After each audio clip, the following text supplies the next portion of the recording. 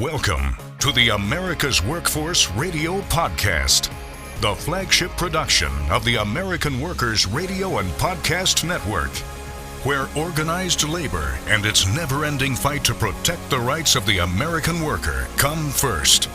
Now, presented by LiUNA, Laborers International Union of North America. Here's your host, Ed Flash Ferenc. Super Bowl 58, the Union Connections. Players, yes. Stadium workers, no.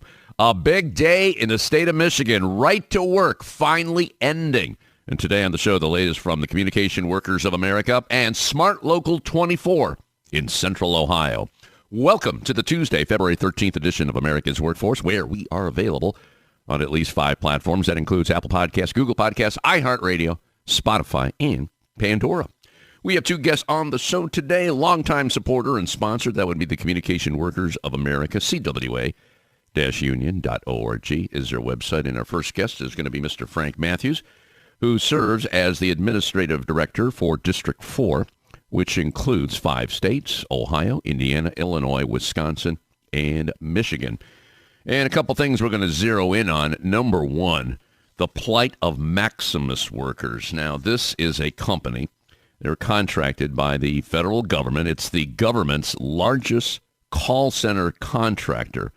And they recently called on the Secretary of Health and Human Services and the Biden administration to protect their workers from unpredictable layoffs and ensure that the administration's good jobs principles are applied to the company. Now, the administration has defined a good job as one where workers have job security with predictable schedules without discrimination, and the administration has called for employers across the country to implement these practices. However, the federal government's largest call center contractor, which employs about 18,000 workers, is ignoring all of this.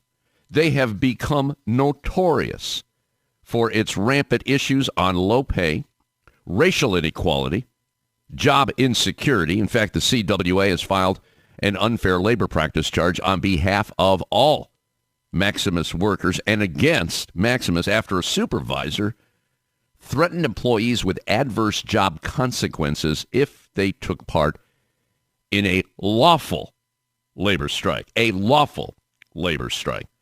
So we have a problem. Frank's going to talk about that. We're also going to talk about what happened last month where the CWA partnered with the IUE and hosted what they called a reversing runaway inequality training. And this was for 70 newly elected union officers in Dayton, Ohio. It was an interactive workshop helping to spotlight the real issues workers face today and prompting participants to answer some tough questions about our economy and how we got here. Boy, that had to be an interesting discussion. So Frank will be our first guest. Later in the show, we're going to go to Josh Williams. Josh is a business agent for Local 4 of the Sheet Metal Workers Union, smw24.org. And we're going to talk about, getting involved in the sheet metal trade. And it's booming in Central Ohio with all the construction going on with Intel, Facebook, Google.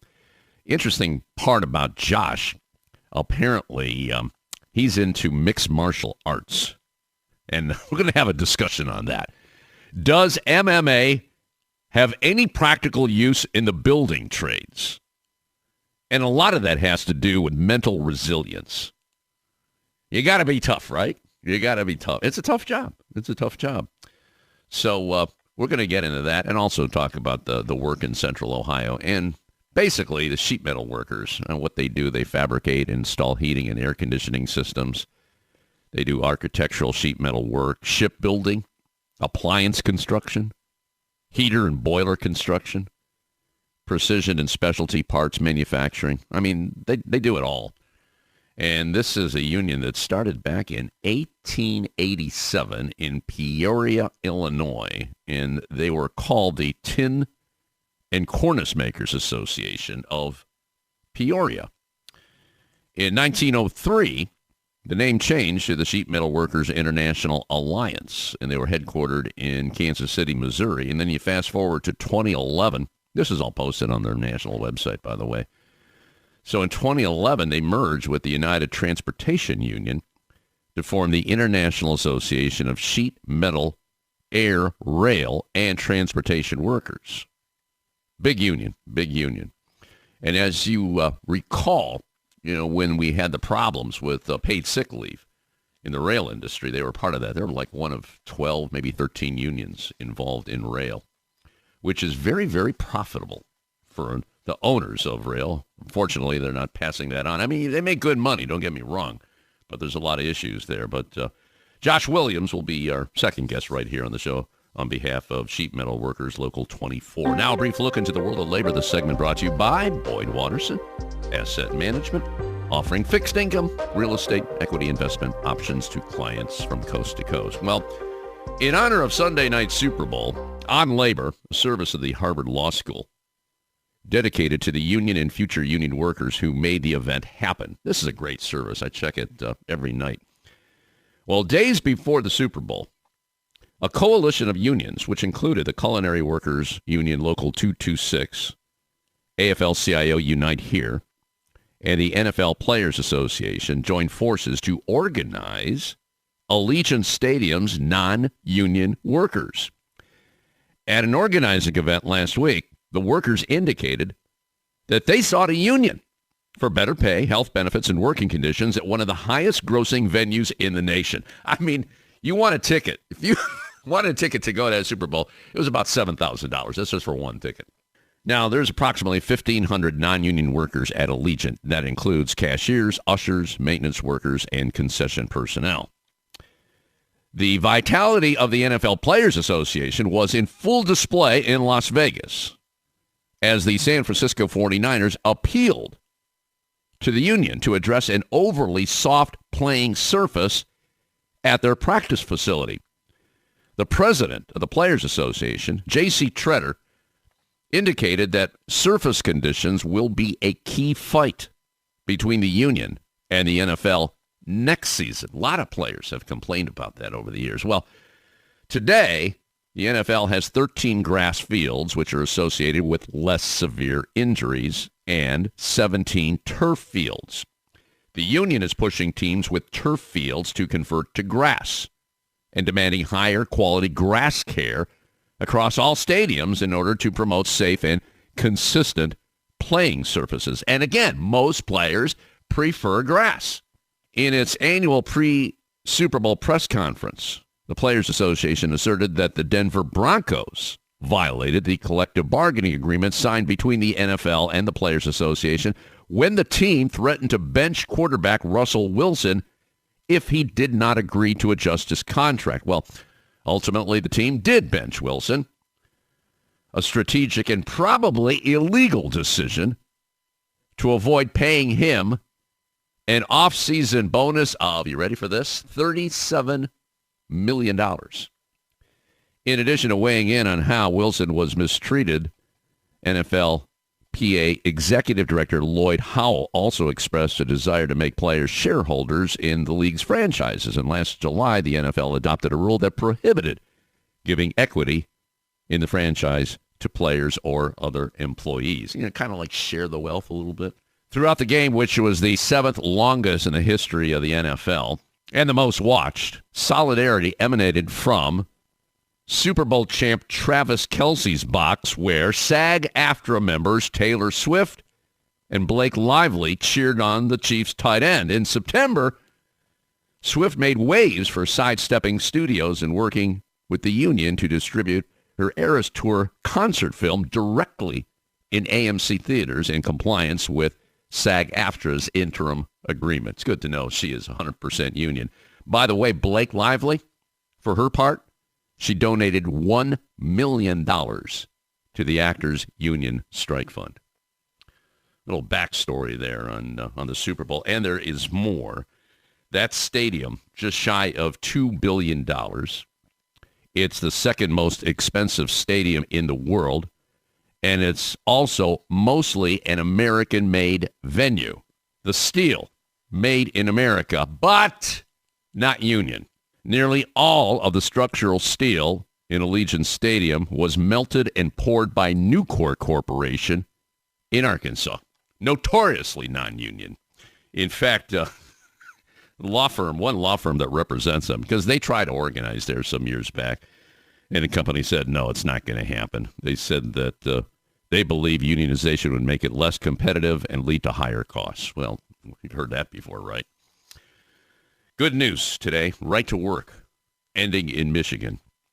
It's a new day here in Lansing, said Winnie Brinks, Senate Majority Leader. It's time to once again make Michigan known as a place where workers want to come. Repealing the right to work law, which was enacted in 2012, had long been listed as a top priority for Democrats who took control of the full state government last year for the first time in 40 years.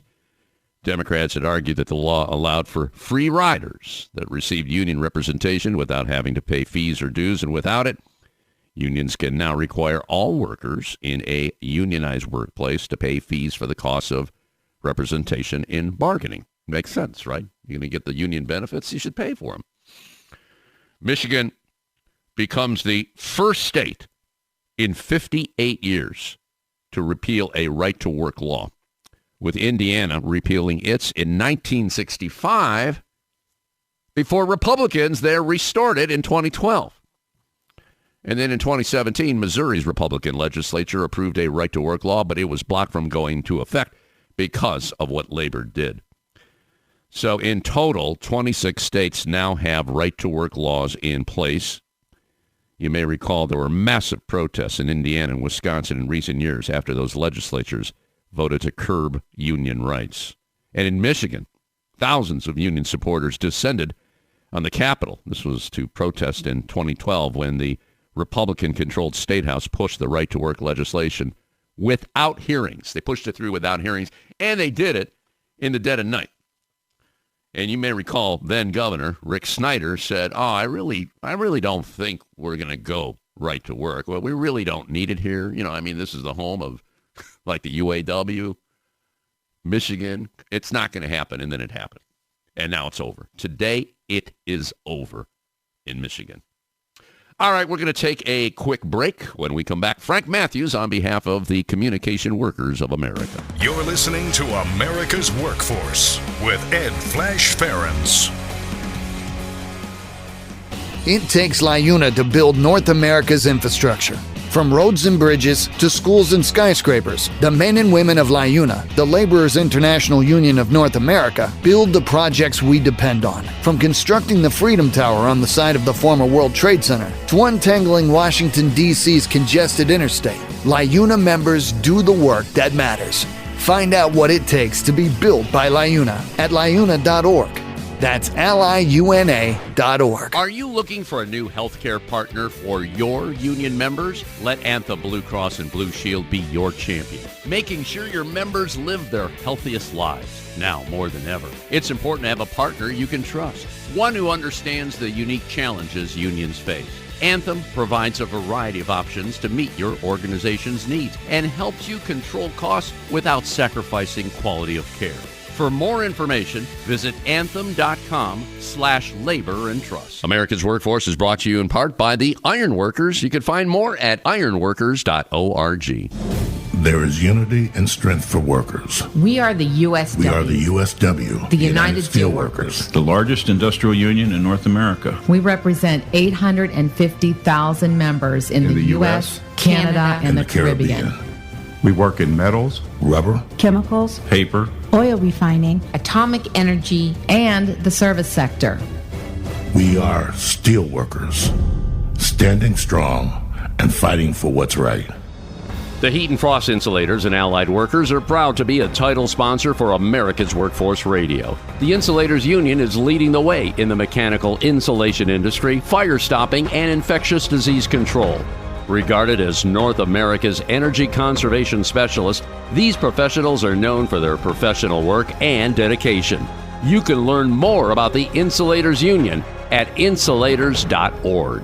America's Workforce is brought to you in part by the International Federation of Professional and Technical Engineers. You can find more at ifpte.org.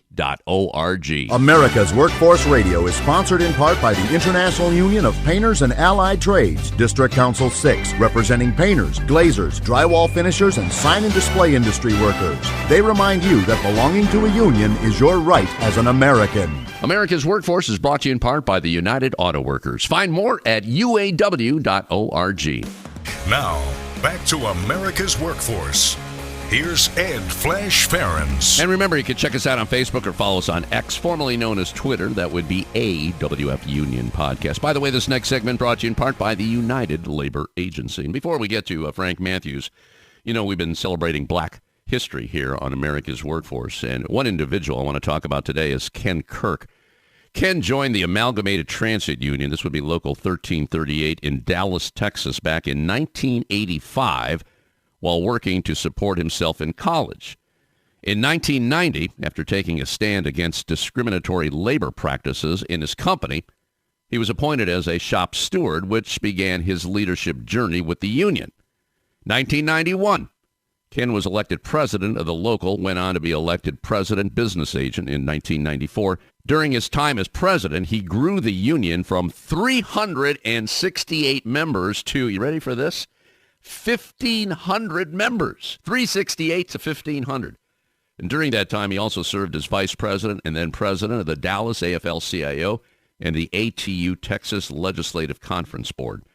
In 2004, Ken Kirk was elected as international vice president and has been reelected 5 times since. Well, so without question, Ken Kirk, his leadership speaks volumes, and that's why we salute Mr. Kirk for Black History Month. All right, let's go to line number 1. Welcome a dear friend, longtime supporter of America's Workforce. That would be Mr. Ferenc Mathews on behalf of the Communication Workers of America District 4. Ferenc, welcome back to the show. And I would imagine, I know a lot of unions are doing various things in honor of Black History Month. I figure just want to pick your brain a little bit. What's the CWA doing, brother? Well, besides our paper publications that go out to members and retirees, during the month of February, we a couple times each week, normally on Tuesday and Thursday, we make it a point to honor somebody or make a reference to the significance of the month and the Black History Month, and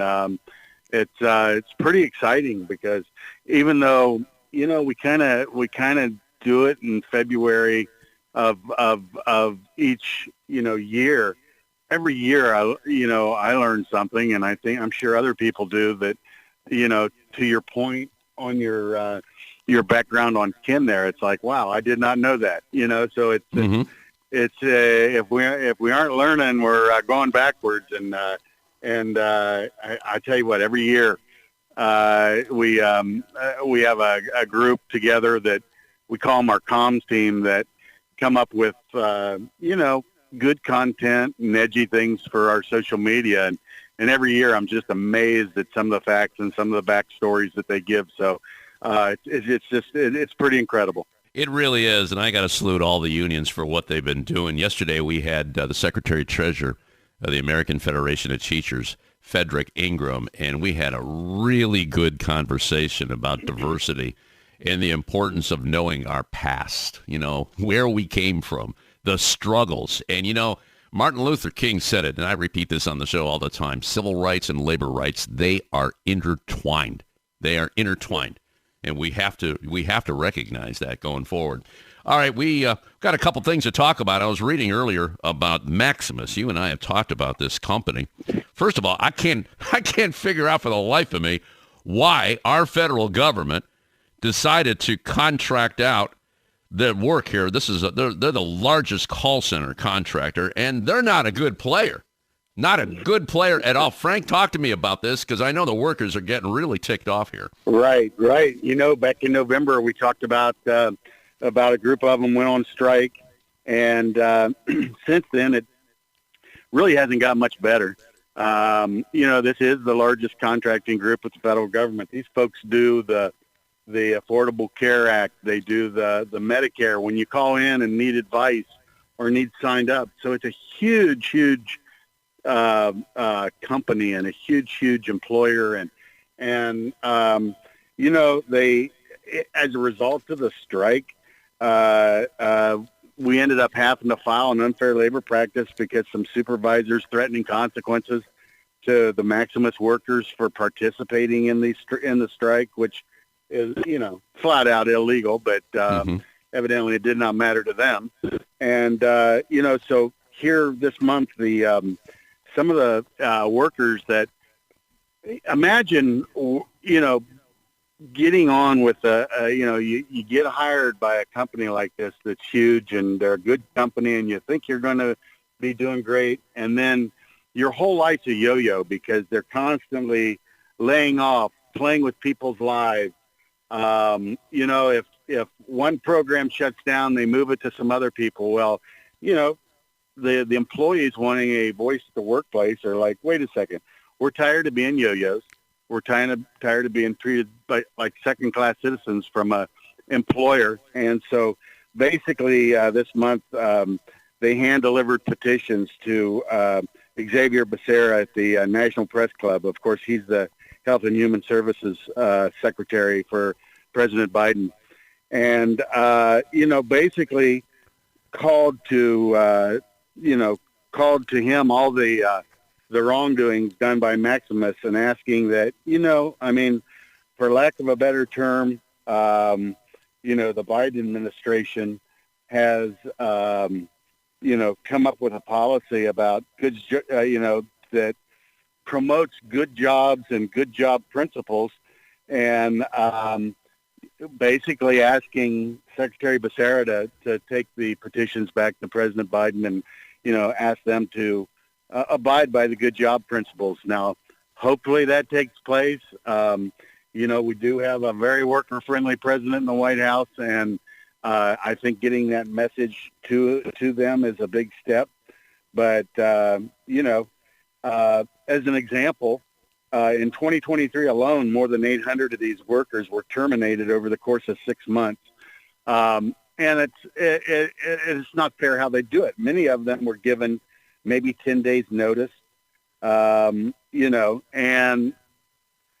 it's things like these that cause people to need and want a voice in the workplace. And, that's all these folks want, is to be treated with respect. And, hey, we're working for the largest call center in the federal government, and we're doing a job that needs done. People need to learn about Medicare. They need to learn about the ACA and other programs. And so we're pretty excited for them that they were able to get these delivered to Secretary Becerra and the like. But it's exciting. It's sad that they have to do it, but it's exciting to see workers sticking up for themselves in their workplace, and it really ties back into a lot of what we've talked about over the last couple of years. Is since COVID, we're seeing a lot of this. People are wanting and demanding a job at work and respect at work because, quite honestly, they saw how, especially through COVID, unionized workplaces fared far better than non-unionized. So I know that ties a lot together, but I'm really encouraged, and these folks are sticking up for themselves, and the call to President Biden was asked. So hopefully, we'll get some response there from the Biden administration about taking their contractor to task. Frank, you mentioned, 800 workers, this was last year, that were terminated over the course of 6 months. And a lot of them they got like 10 days notice or less. Right. Is this because some of them were speaking out, or the workload change? I know they have these open enrollment periods. Obviously, they take more people in at that time. Is that part of it, or are some just saying, "Wait a minute, this company stinks here," and then they get then they get their pink slip? I think it's basically a lack of, if anything, possibly a lack of a process, if you will. It's kind of like a supervisor at will thing. People are very good if they know it's a temporary gig, or if they know. But when you just get when you think you've got a something secure for a year, and then out of the blue you get a notice 10 days in. I'm sure there's some shift, like you said, some programs ending and that kind of thing. The bottom line is, though, with these call centers, it really shouldn't matter, because one program kicks in after another, and sometimes this is our biggest argument when these companies move work to call centers overseas and outside of the U.S. They do it with the flip of a switch, because these calls can just be routed anywhere. And why can't the same thing happen here with them? Okay, you've got a group that's handling this. You've got a new program popping up. Not that that's the case, and some of it could be what you mentioned before about the, because the board charges were filed around supervisors holding, the strike in November against people. So I think it's a culmination of everything. But the biggest thing to me would be is if they had a true voice in the workplace, and they knew the rules, and they had a contract that said, okay, if they want to let you go, they can let you go, but they have to give you 60 days. Or, okay, if they give you the 60 days, they have to offer you the chance to do something else if it's available. That's the whole thing here, and that's the whole thing about respect in the workplace. When you put yourself at the mercy of an employer without a contract, and it happens to be maybe an employer that the employee needs are the last thing on their mind, that's where you run into trouble, and that's where workers finally say, "Nah, we've had enough. We want to unionize. We want to get a contract. We're tired of everything." And so I think that's the case here, is that just possibly a willy-nilly process, And this is yet another case in America where workers are paid so low that they have to go on government assistance. So taxpayers are picking up the tab. And I'm reading here, and this is posted on the CWA website, CWA-union.org, 80%, so 4 out of 5 workers surveyed at Maximus report using safety net programs to make ends meet. 90% have medical debt. And we're talking a multi-billion-dollar company. There's a comment here from Gabrielle Scurry. She's a former customer service rep in Tampa, Florida. She said, "I've been hired and abruptly laid off by Maximus twice since 2021. The company has deprived me of my financial security. The process has been an absolute nightmare. Even when I had a job at Maximus, I couldn't afford rent because my pay was so low. I've been struggling with homelessness since November, and now on top of that, I can't receive medical care because I lost my health insurance." This is ridiculous. And her job was to explain the ACA to people. Right. Can you imagine? Right. You can't make this stuff up. So. No, you can't. You can't make this up. Shame on the Biden administration. I love the Biden administration for what they have done for workers, but you know what? They missed the boat on this one. They missed the boat. Hopefully they're catching up, though. I would hope that this is a wake-up call. A lot of times you don't know till you don't know, and I'm thrilled that these folks are taking a stand and sticking up for themselves. Frank Mathews on behalf of the Communication Workers of America. Again, the national website, CWA-union.org. We're going to take a break. Josh Williams with Smart Local 24 will be joining us later in the show. Back in a few minutes. This is America's Workforce. More shows available at awfradio.com. It takes LiUNA to power North America with affordable energy. The men and women of LiUNA, the Laborers International Union of North America, have the skills needed to build and maintain oil, natural gas, nuclear, solar, and wind projects that are shaping America's energy future. From new energy tech to retrofitted facilities, LiUNA members do it all. Find out what it takes to be powered by LiUNA at LiUNA.org. That's LiUNA.org. Attention members of the Heat and Frost Insulators Union who are interested in traveling. Central Ohio has more construction projects on the books than anywhere in the U.S. Mega projects, large and medium-sized jobs are creating more work than our local 50 brothers and sisters can handle. Projects like Intel, the Honda LG battery plant, and multiple data centers for Facebook, Google, and Amazon offer union wages, overtime, and exciting incentives.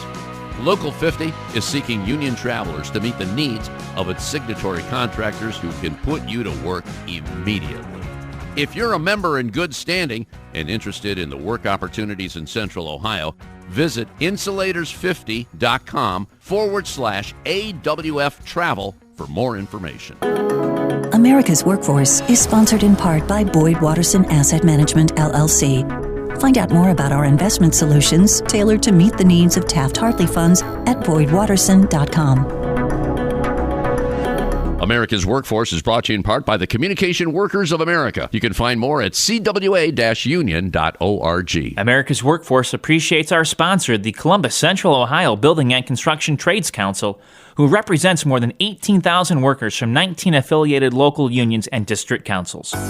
This segment of America's Workforce is brought to you by Survey and Ballot Systems. SBS has been providing unions with secure and flexible election options for over 30 years. Visit surveyandballotsystems.com to learn more. America's Workforce is brought to you in part by the United Steelworkers. You can find more at usw.org. Now, back to Ed Flash Ferenc with America's Workforce. And remember, you can check us out on at least 5 platforms. That includes Apple Podcasts, Google Podcasts, iHeartRadio, Spotify, and Pandora. And when you get an opportunity, just sign up and receive our shows on a regular basis and give us a rating. We always appreciate those 5-star ratings. So let's go back to our live line. Rejoin Frank Mathews on behalf of the Communication Workers of America, CWA-union.org. Very interactive website there. District 4, he is the administrative director for Ohio, Indiana, Illinois, Wisconsin, and Michigan. And speaking of Michigan, Mr. Mathews, there's got to be some champagne corks popping today. You know, today, February 13th, is the official end of right to work in the state of Michigan. How about that? Oh, yeah, very exciting and a very big day. Thanks for mentioning that. It brings a smile to my face. You wish in politics as soon as the vote was done that it changed. Well, last year we were able to get right to work overturned for the first time anywhere. And according to, of course, political rules, 90 days after the session ended, that's when the new bills take effect. And that's today. And we're very, very excited. And thank Governor Gretchen Whitmer and Joe Tate up there, the Speaker of the House, and a lot of really good friends of labor up there that went to bat. And the thing about it is in Michigan, anything that we've got some bills that are still in the cooker, if you will, that we would like to get passed, and one of them's a state call center bill. And we've spoke a lot about call center bills and some other labor-friendly bills. And since the session ended last year, everything doesn't just die. The bills that were introduced but not brought up yet do roll over to this session. So we're very excited about 2024 in Michigan also. It's what happens when you have a labor-friendly House and Senate and a labor-friendly governor that are more worried about working families than CEOs, That's what it's all about, yeah. I look at it this way, 1 down, 26 to go. Right. 26 states have right-to-work laws in place. Most of them are in the South there, and sadly, some of them, I know Tennessee has enshrined right to work in their constitution, which is ridiculous. I mean, it's amazing to me how far lawmakers will go to screw over workers. I mean, it blows my mind. I've been doing this show for a long time, and it just frustrates me that they spend so much time, hire very expensive law firms to go after unions or people that want to start a union. It's amazing. Right. But anyway, let's switch gears here. I saw this post on your website. And when you say income inequality, people's eyes light up. And we've got a problem here in America. I mean, CEO pay is off the charts, but we've got the very, very rich, and then there's everybody else here. And I saw that the CWA teamed up with another union, the LiUNA, to talk about this, and it was in Dayton. So why don't you tell me what happened here? I think this is kind of fascinating. Yeah, we've actually been doing these runaway inequality trainings for the last few years across the country. But our manufacturing division, which is the LiUNA, they actually implemented it during their new officer training a couple weeks ago. And, they had about 70 new officers there. And what's really incredible about this is, everybody that goes through it, whether it's a 3-day course, a 1-day course, or even a 4-hour course. We've got this runaway inequality program set up to where, and it's all about education. Even if there's like coalition partners of ours or community groups out here that would like to take part in something like this, we have the ability, if we have the time and stuff, to make it happen. And like I said, we've got this course. It's you can give it in 3 different ways, either a 3-day course. If somebody doesn't have 3 days and their group has just a day, we can do a day course, or we can do a 4-hour. But basically what it does is it starts connecting the dots for people, where how, back in it actually goes clear back to the 30s and 40s, but over time, and particularly starting in the late 60s, early 70s, how this is a design by corporations and CEOs and the chambers to withhold money from employees that, up to that point, wages and benefits had always run pretty much railroad track, right side by side with production. As companies made more money, the money to the employees and the shared profits and wages went right along. That's how we built the middle class. Mm-hmm. Well, and about in the 70s there, it started to split a little bit, and that's when you really saw we've talked about Flash, where in 1970 the average CEO made 20 times the average employee. That's a lot of money still, and that's high, but okay, 20 times. Now we're running into the absurd figures of 250, 300 times the average employee. And while that employee's wage is remaining stagnant based on inflation and the like, we've actually been able to prove in several places that because of inflation, employees in 1978 were actually doing better than employees now, and able to buy more. So, that in addition, that's the runaway inequality that we talk about. And that's not just pay issues, that's social issues, and it is all by design. And when you start connecting the dots to people that never thought about it before, it's pretty incredible. So I would put this offer out there that if anybody feels like they have a group or something out there that would benefit by this training, if we can make it happen, we'll and especially if it's a community group or that kind of thing, or an organization,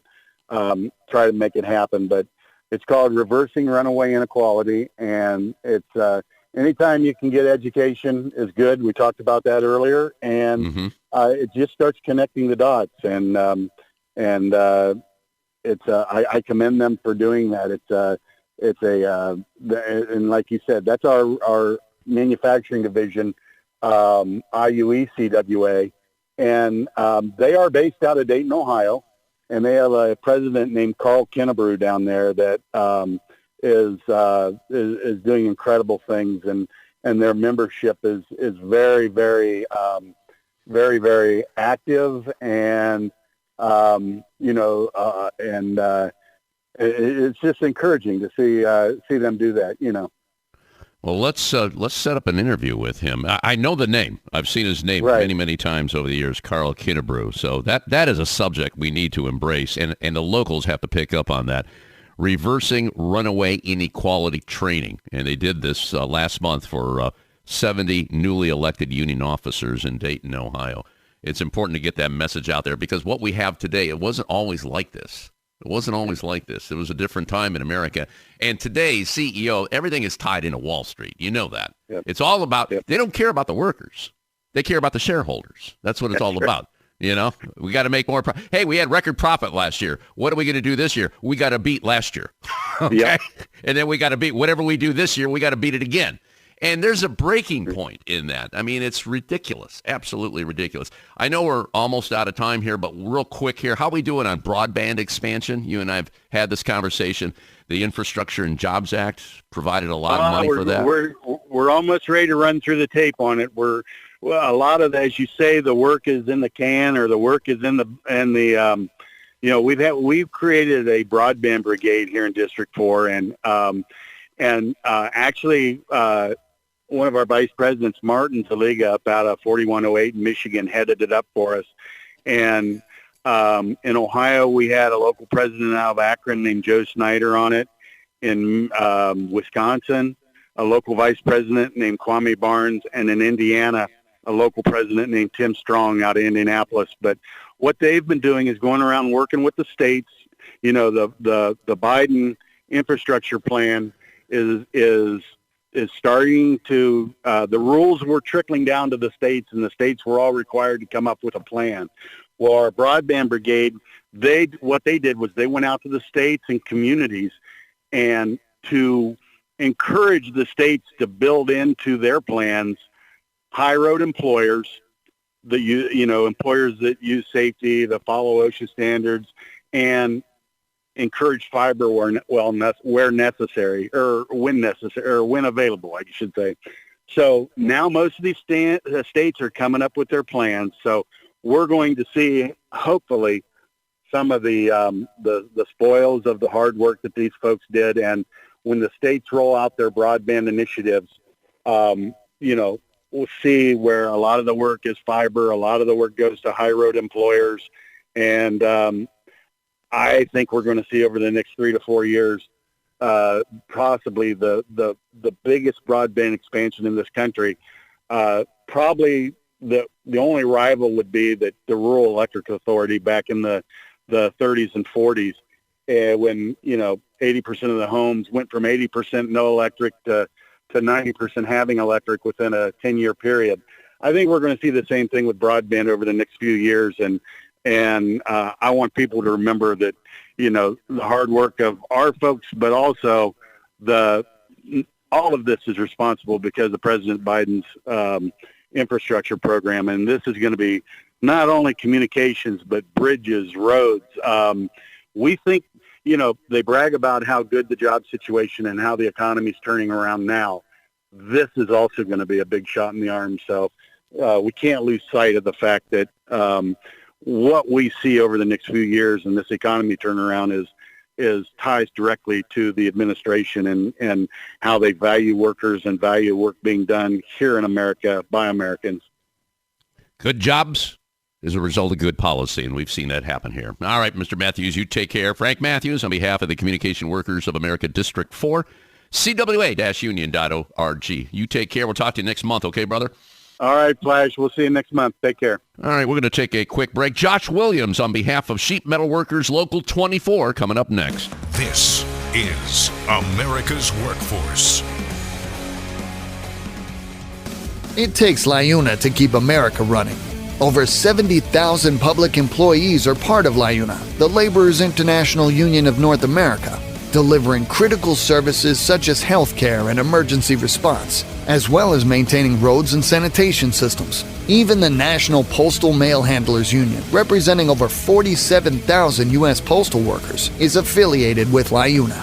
Find out what it takes for LiUNA to keep America running at LiUNA.org. That's LiUNA.org.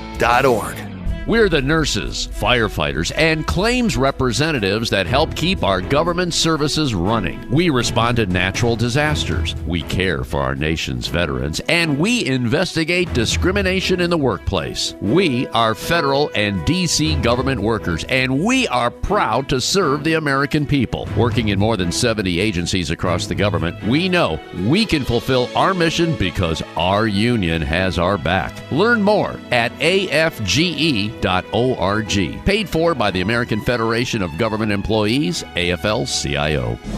There is unity and strength for workers. We are the USW. We are the USW, the United Steelworkers. The largest industrial union in North America. We represent 850,000 members in the U.S., Canada, and the Caribbean.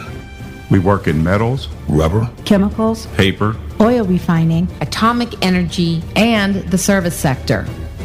We are steelworkers, standing strong and fighting for what's right. America's Workforce is brought to you in part by the International Brotherhood of Teamsters, where you can find more at teamster.org. America's Workforce Radio is sponsored in part by the International Union of Painters and Allied Trades, District Council 6, representing painters, glazers, drywall finishers, and sign and display industry workers. They remind you that belonging to a union is your right as an American. America's Workforce is presented by the Laborers International Union of North America. Feel the power right now at LiUNA.org.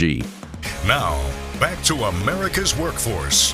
Here's Ed Flash Ferenc. And remember, you can check us out on Facebook or follow us on X, formerly known as Twitter. That would be AWF Union Podcast. By the way, this next segment brought to you in part by the Ohio Federation of Teachers. You can find more at oh.aft.org. Let's go to Central Ohio right now and join Josh Williams. Josh is a business agent at Local 24 for the Sheet Metal Workers Union. Website smw24.org, and they are one of many unions looking for workers right now because Central Ohio, a lot of work. You got the Intel plant, Facebook, Google, and it's just expanding from there. A lot of work for the trades, especially sheet metal workers. Josh Williams, welcome to the show today. Thanks for joining us. You have an interesting background here. I was reading earlier, I guess you're into mixed martial arts, which is really, really popular, super popular. So talk to me about your progression into the trades and how this is working out for you. This sounds like an interesting story. I'd like to get it firsthand from you, brother. Go ahead. Well, so the trades, I'd say like a lot of guys, the trades were not necessarily my first choice. It was just something that I fell into. I had been training. So I started out as an athlete for at Ohio State back in, at this point, the late 90s now. And I had kind of been training in collegiate judo and got an opportunity to dip my feet into the cage fighting arena. And, I grew up in the 80s, so grew up watching Chuck Norris and Jean-Claude Van Damme and all those kind of guys. So, naturally I wanted to be a superhero, so to speak. Right. So I got a chance to start getting involved in that and started training in my late teens, early 20s, started fighting at 21, and I fought till I was about 23, 24. Actually, I take that back. My last fight was when I was 25. It was the year my son was born. And from there, I basically had racked up a bunch of injuries, and at the time there wasn't a whole lot of money in that sport. So my family kind of put their foot down and talked me out of continuing as a professional and start looking at other avenues. And that's where I started coaching. And so I coached for a couple of years, and oddly enough, one of the guys that I coached had joined the sheet metal union. And he told me about it. I was looking for something to branch out and to start a new career. And he opened my eyes to it. I got involved. I went and signed up, got started in the apprenticeship program, and 15 years later, here I am. Wow, what a story. So how's the transition here? I mean, are you still doing any of that, the mixed martial arts? Oh, yeah. I'm still a full-time coach. I run a gym here in Columbus. I've got quite a few fighters that have competed at the UFC, Bellator, PFL, all the big organizations around the United States. Every so often I travel to corner guys when they fight. And it's actually helped. You wouldn't think there'd be a lot of crossover between the fight game and the construction trade, but you'd be surprised. So just like one of the easiest ones is just, how to deal with people out on job sites. We're in a male-dominated trade where there's a lot of ego sometimes riding out there. A lot of chest flexing and a lot of guys want to challenge you. And oddly enough, they don't always necessarily want to challenge you over your knowledge. They want to challenge you over your toughness when you're working out in the field. Right. And I mean, basically coming from a room full of trained killers, that kind of thing never really gets to you. I mean, some guys get worked up and they get take offense to it, or what would be the word? Can be taken aback by guys who want to challenge them. And this is just one of those things where it's like you get used to dealing with people, you get used to dealing with attitudes and emotions, and people get riled up, and you know, you get better at dealing with those kind of people on a day-to-day basis.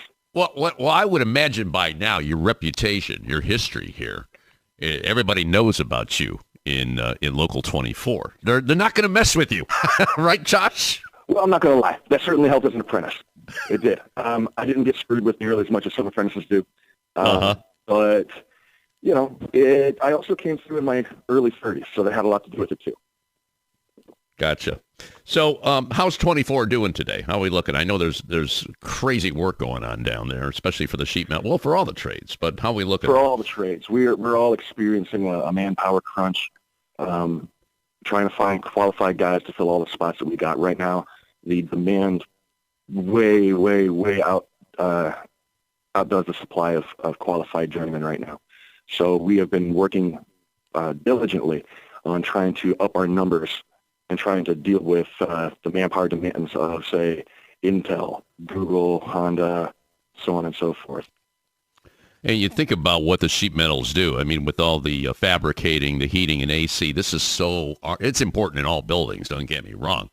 But when it comes to a chips factory and it comes to the high-tech stuff that Facebook and Google are using, it's so darn important that they have all that they have people like Local 24 doing the work. That's the important thing.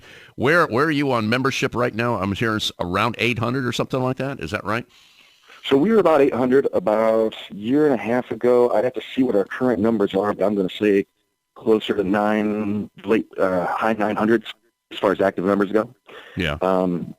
We are trying to get, like I said, as many guys as possible. And the cool thing as far as what we're experiencing here is this is a workload that we don't really see disappearing anytime soon.